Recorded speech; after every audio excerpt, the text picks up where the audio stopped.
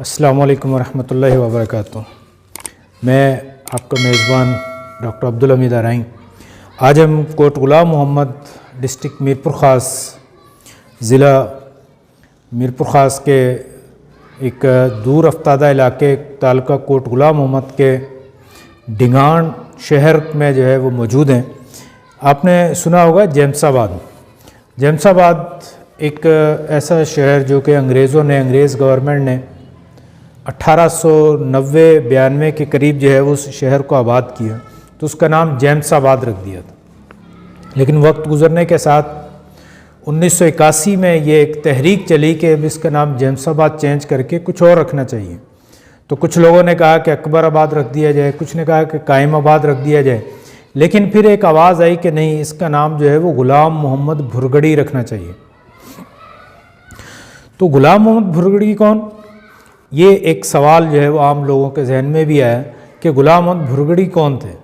तो फिर मैंने इसके बारे में सोचा, तहकीक की और फिर सोचा कि गुलाम मोहम्मद भुरगड़ी साहब के बारे में एक वीडियो भी बनाई जाए और इस जेम्साबाद की तारीख़ के बारे में भी और गुलाम मोहम्मद भुरगड़ी साहब के बारे में। गुलाम मोहम्मद भुरगड़ी एक ऐसी शख्सियत थे जो कि जिसे अगर हम कहें कि सिंध के पहले जो है वो इंटरनेशनल सियासतदान तो बजा ना होगा। एक ऐसी शख्सियत जिन्होंने कायद-ए-आज़म मोहतरमा फ़ातिमा जिन्ना और ऐसे सर आगा ख़ान, ऐसे लोगों के साथ मिलकर जो है वो सिंध की सियासी जद्दोजहद में हिस्सा लिया। बहुत एक्टिव मेंबर थे। 1878 में कोट गुलाम मोहम्मद के जेम्साबाद के करीब कोई 15 किलोमीटर दूर डिगान शहर में वहाँ पैदा हुए और फिर वहाँ से उन्होंने अपनी तालीम शुरू की और फिर हैदराबाद से होते हुए सिंध मदरसातुल इस्लाम कराची और फिर बार-एट लॉ के लिए लिंकन इन इंग्लैंड चले गए, लंदन चले गए।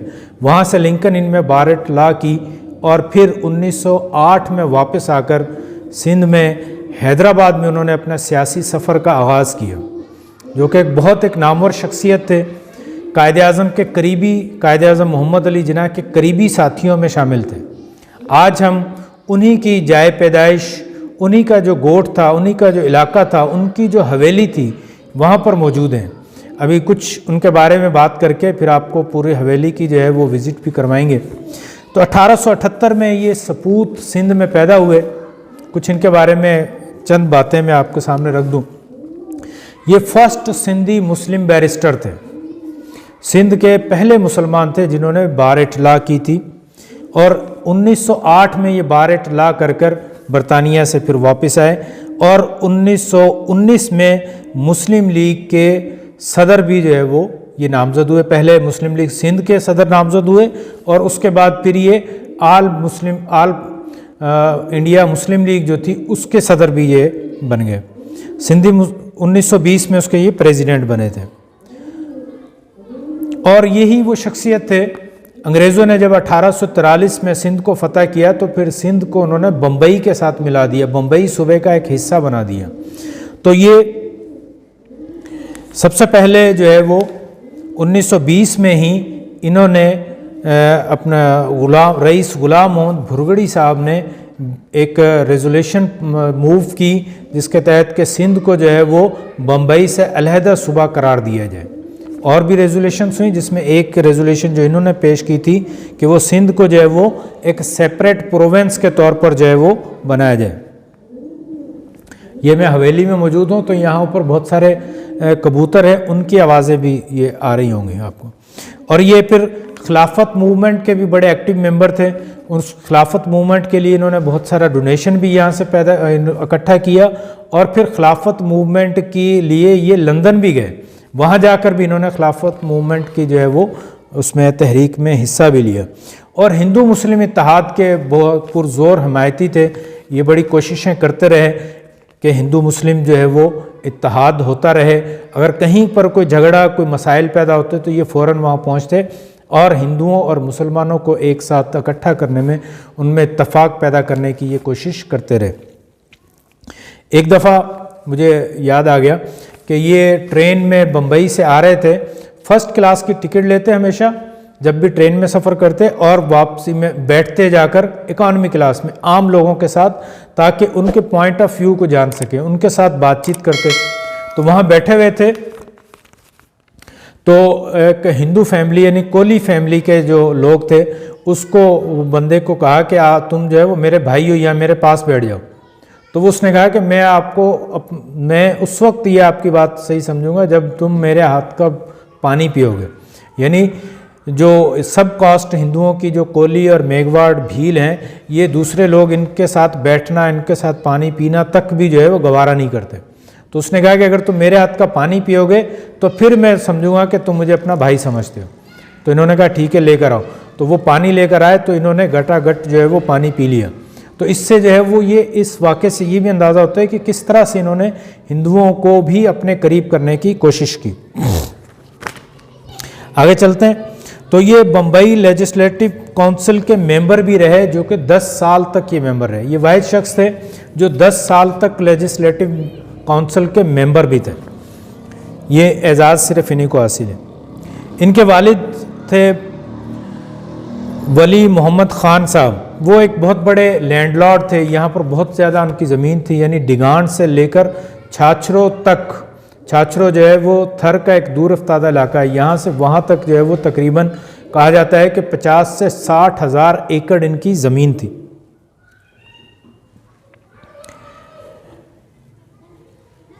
इन्होंने बहुत सारे इंस्टीट्यूशंस भी कायम किए, जिसमें इंस्टीट्यूट ऑफ ऑर्फन्स, यतीमों के लिए एक जो है वो हैदराबाद में एक इंस्टीट्यूट इन्होंने कायम किया। वो उनको अपनी जेब से जो है उसके ख़र्चा उठाते थे। फिर जो है वो गर्ल्स वोकेशनल स्कूल जो है वो इस्टेब्लिश किया इन्होंने, और उसके जो महाना जो है वो तकरीबन 70 रुपये जो है वो ख़र्चा था। तो ये अपनी जेब से उसका ख़र्चा उठाते, यानी औरतों को वहाँ पर मुख्तलिफ़ हुनर सिखाए जाते, मुख्तलिफ़ ट्रेनिंग्स दी जाती ताकि वो ज़िंदगी में उनको काम कर सकें। फिर इन्होंने एक अल अमीन न्यूज़पेपर भी निकाला। इन्होंने एक जिनिंग फैक्ट्री जो है शादीपल्ली में कायम की थी, जिनिंग फैक्ट्री, लेकिन फिर बाद में वो सही तरह से चल ना सकी, क्योंकि ये बेसिकली एक खुदा तरस बंदे थे।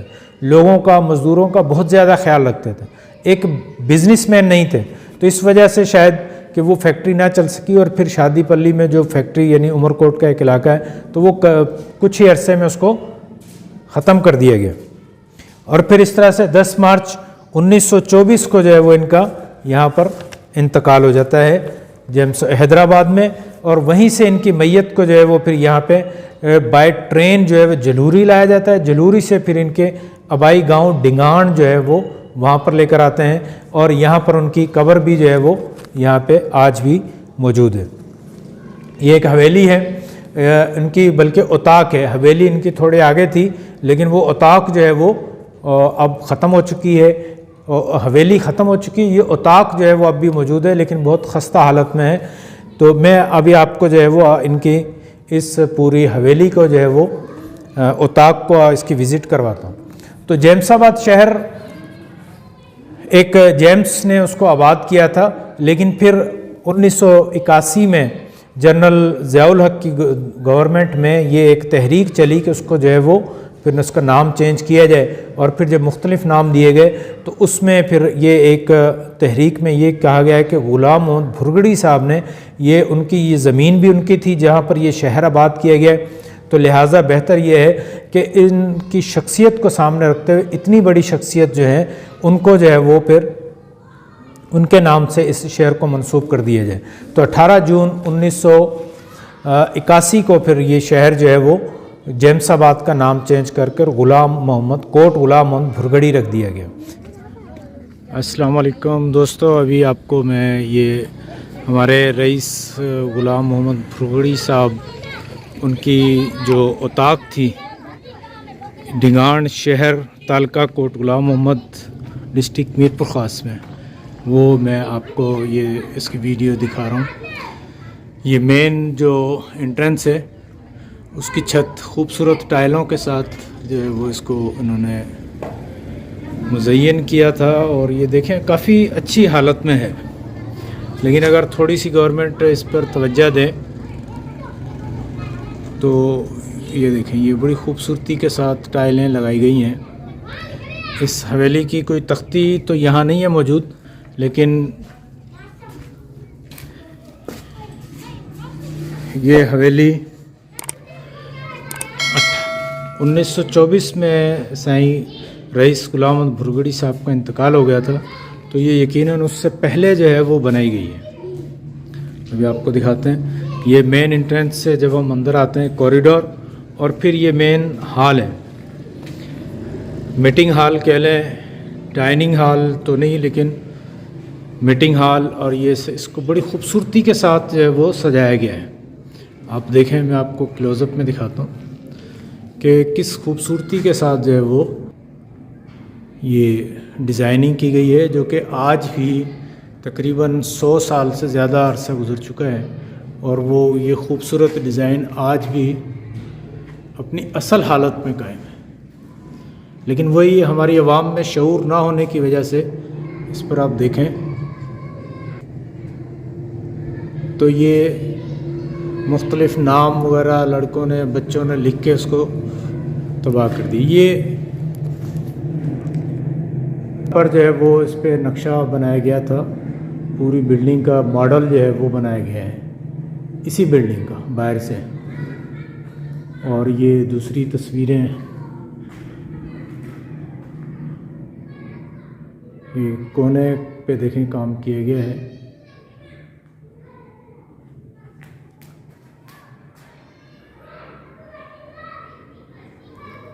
ग्राफ्स जो तस्वीरें बनाई गई हैं वो कितनी बेहतर हालत में आज भी मौजूद हैं।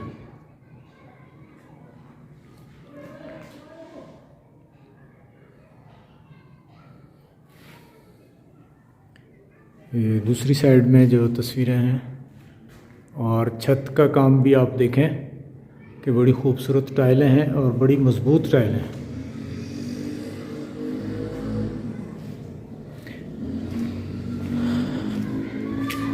बराबर के जो कमरे हैं, असल में कोई सफाई का इंतज़ाम नहीं है, तो गंद बहुत ज़्यादा है। ये देखें जो टाइलें लगाई गई हैं दीवारों पर, अब तो लोग हालात ने, ये हालात की वजह से टूट गई हैं। देखें,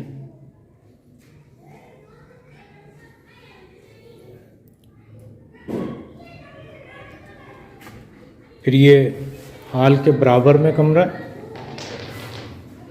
उसके बाद इसमें मज़ीद ये दूसरा कमरा,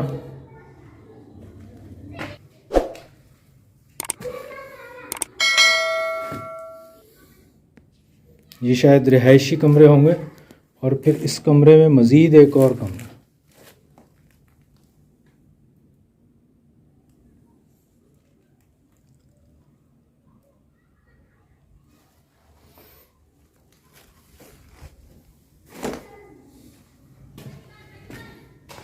और इस कमरे के बाद निकलें तो ये कॉरिडोर में हम आ जाते हैं। इसमें भी खूबसूरत टाइल लगाए गए हैं। और अगर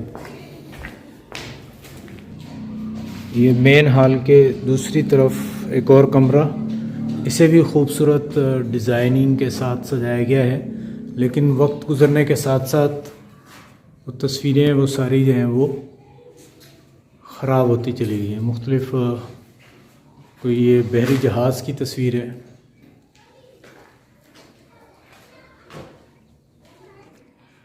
ये इस हाल में जो है वो यहाँ के मुकामी लोग बता रहे हैं कि आग लग गई थी कि आज से कोई 20-22 साल पहले, उसकी वजह से ये तस्वीरें जो हैं वो तकरीबन काफ़ी सारी जो है वो ख़राब हो गई हैं। इसके साथ फिर एक और कमरा है, उसमें ये यहाँ जो है वो काफ़ी बेहतर हैं तस्वीरें। ये देखें, बड़ा खूबसूरती के साथ ये डिज़ाइन बनाया गया है। फल हैं, फ्रूट हैं, और फिर एक परिंदा भी जो है वो बनाया गया है। मेरा ख्याल है कि ये कोई डाइनिंग हॉल था, यहाँ मुख्तलिफ़ खाने वगैरह की दावतें या के लिए इस्तेमाल किया जाता है। वो आपको हवेली का बैक साइड जो है वो आपको दिखाता हूँ।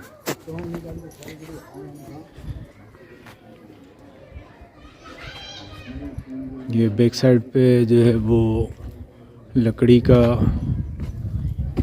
खूबसूरत डिज़ाइनिंग के साथ बनाया गया है, लेकिन ये भी बुरी हालत में है। ये यहाँ से सीढ़ियाँ थी ये ऊपर जाने के लिए, और ऊपर छत पे देखें मीनार छोटे बनाए गए हैं। ये हवेली बाहर से लेफ़्ट साइड से जो है ना वो हवेली है। यहाँ पे अभी बच्चे खेल रहे हैं। ये डिगान गोट आपको अपना जरा तारुफ करवा दीजिए। अलाउद्दीन खास के ये यही रहना है। तो आप कितने अरसे से यहाँ पर रह रहे हैं? हमारे वो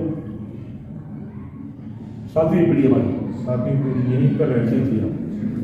तो रईस गुलाम भुरगड़ी साहब और उनकी ये जो औलाद थी, इसके हवाले से कुछ बताएं कि क्या हालात मामला हैं? सही, ये तो एक महल बना हुआ था यहाँ पे। हमारे वाल साहब यही मुलाजिम था, मेरा वाल।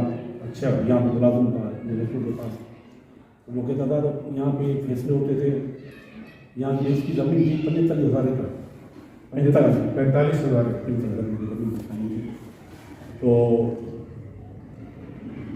जब ये पाकिस्तान के इंडिया में था तो उसके पे ये अपना पैदल महमूद जनाब का सेक्रेटरी था, गुलाम खान साहब। तो ये कैसे होते थे, इसका एक नाम था। अच्छा, ये देखभाल आप देख रहे हो, देखभाल क्या इसकी मतलब लोगों ने दर्द निकाल दिए क्या सिस्टम ये साइड बैठे सब ये निकाल दे गए लोग वो मार्केट लिए गंदगी के ऊपर। ये तो हमारे लिए इनके खानदान का भी यहाँ पे गवर्नमेंट वाला भी कोई यहाँ पर इदारा या देखो इसकी रईस ने ज़मीन दी 450 एकड़ ज़मीन दी औकाफ खाते से। तो उसकी लिखत थी कि ये मेरा जो घर है पीछे घर है, ये रोका के सामने मस्जिद है, हाई स्कूल का मेस इसी पैसे में चलेगा। देखो वो पैसा नज़र नहीं आ रहा है, गवर्नमेंट का कोई वास्ता नहीं है। वो ज़मीन को देखभाल उसकी गवर्नमेंट करती है। औकाफ खाते हैं, वो मुकाबिल दी गई, औकाफ खाते हैं, मुकादे में दी गई है और पैसे औकाफ ले लेते हैं। लेकिन यहाँ पर मैंने कुछ नहीं हुई, टूटा नहीं लगा ऐसे। मस्जिद के लोग यहाँ के जो हमारे गाँव के रईस है रोड का जो बात होती है वैसा इसका कुछ नहीं होता। ये अभी चल जाएगा। विजिट किया तो बड़ी अच्छी कंडीशन में है। सीधे आप इसकी बुनियाद 2 फुट का 2-2.5 फुट। अगर थोड़ी सी इस पे जो है वो रेनोवेशन कर दी जाए, ये अगर आपको ऊपर दिखा सके तो ये तस्वीरें बनी हुई है। ये देखें इसी इसका लगता है। और ये बाकी जो जब साहिल गए थे बाहर इतला करने के लिए, तो वहाँ की जो आर्किटेक्चर थे, वहाँ के जो डिजाइन थे उससे मुतासिर ये जो सोना निकल रहा है, ये सोने का पानी है। अच्छा, हाँ, सोने पानी से पानी जो ये जरा करीब करके दिखाएं। हाँ, ये सोने का पानी है। जब इसको 2-2.5 साल हो गए, अब तक इसकी चमक नहीं जा रही है।